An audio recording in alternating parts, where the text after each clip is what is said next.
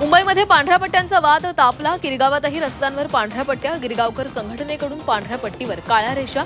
मुंबईमध्ये पांढऱ्या पट्ट्या मारण्याला विरोध.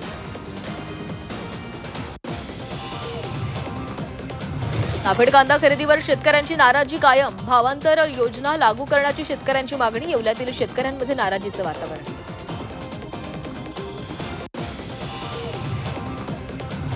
उपमुख्यमंत्री सुनेत्रा पवार भीमाशंकर दौऱ्यावर. मंदिर परिसरातील विकास कामांची पाहणी करणार. भीमाशंकरमध्ये पोलिसांचा मोठा बंदोबस्त. काल मुख्यमंत्री फडणवीसांनंतर आज सुनेत्रा पवार भीमाशंकरमध्ये.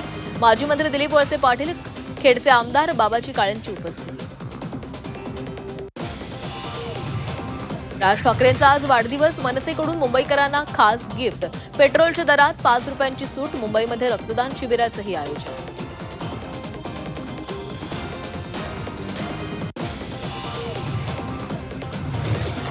भाजप प्रदेशाध्यक्ष रवींद्र चव्हाण आज जळगावमध्ये. विधान परिषद निवडणूक पार्श्वभूमीवर जळगाव दौरा. रवींद्र चव्हाण महायुतीच्या नेत्यांची बैठक घेणार. महायुतीच्या खासदार आमदारांची बैठक घेणार.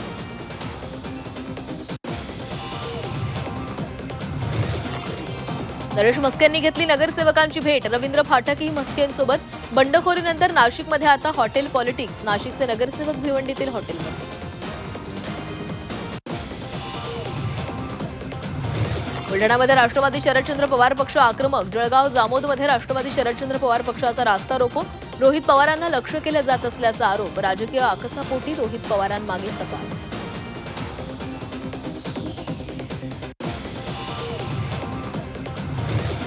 नसरापूर प्रकरणाची सुनावणी अंतिम टप्प्यामध्ये. न्यायालयामध्ये आतापर्यंत 53 जणांची साक्ष नोंदवली. महिनाभरात निकाल लागण्याची शक्यता.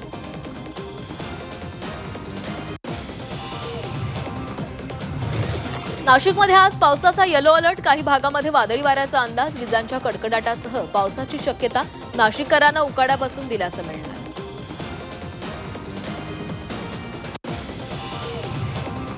रत्नागिरी जिल्ह्यामध्ये पाणी टंचाई तीव्र. 45,000 ग्रामस्थांना पाणी टंचाईच्या झळा. 64 गावांमधील 151 वाड्यांमध्ये पाणी टंचाई. ग्रामीण भागामध्ये 18 टँकरनं पाणी पुरवठा.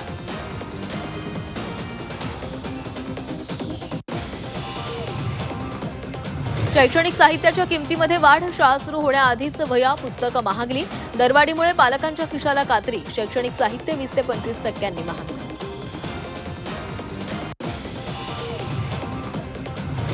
रायगडमधील किनारे पर्यटकांनी गजबजले. समुद्र किनाऱ्यांवर पर्यटकांची गर्दी. रायगडमधील अलिबाग, नागाव, मुरुड, काशीद, दिवे आगार येथील किनाऱ्यांवर पर्यटकांची झुंबड.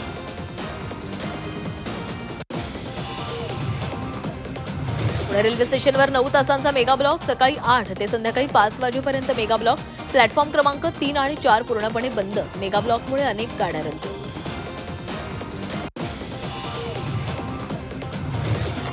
त्र्यंबकेश्वरमध्ये हातभट्ट्यांवर कारवाई. राज्य उत्पादन शुल्क विभागाची कारवाई. 5,40,000ची गावठी दारू नष्ट. 2 जणांवर गुन्हा दाखल.